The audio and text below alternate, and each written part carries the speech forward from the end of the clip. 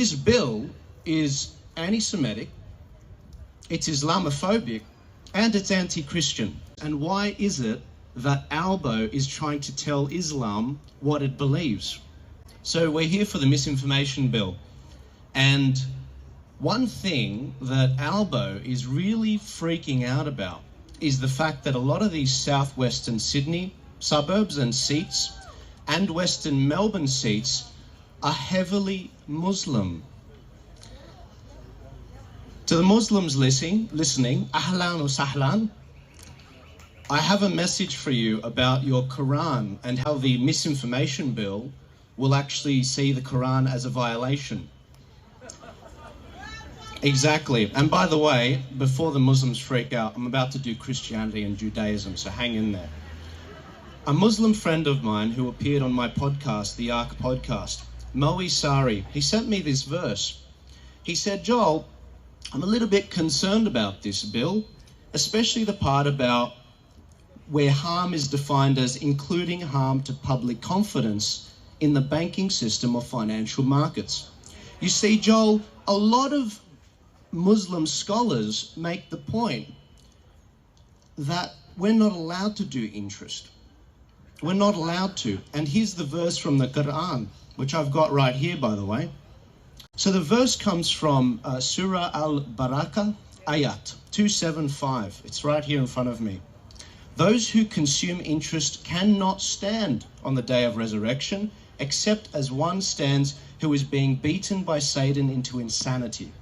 The point is, whether you're a Shia or a Sunni Muslim or whatever, an Alawi Muslim, you're not even allowed to have a debate about that, because Albo, in his freaking arrogance, wants to tell you guys what you're allowed to say.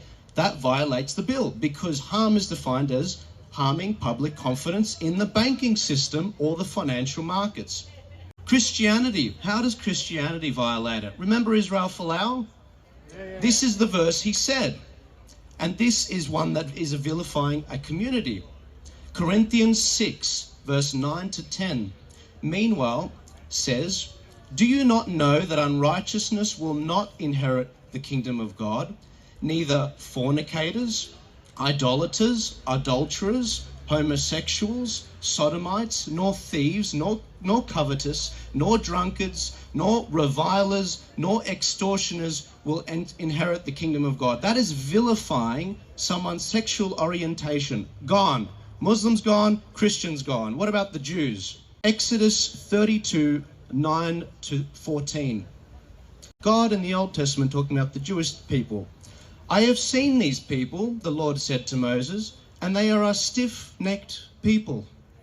Now leave me alone so that my anger may burn against them and that I may destroy them. Then I will make you, Moses, into a great nation.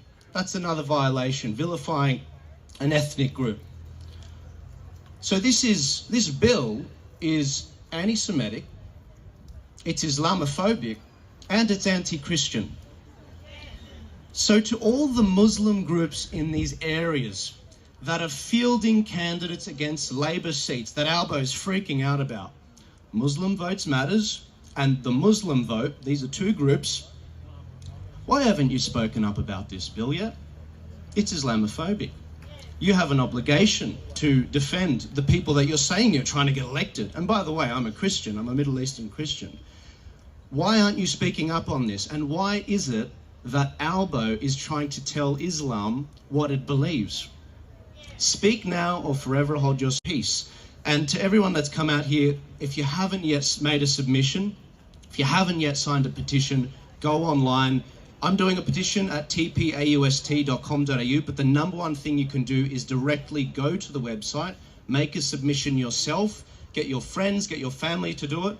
And everyone, I want to thank you again for your consideration in listening to me, and I'll hand the mic over. Thank you very much. Cheers.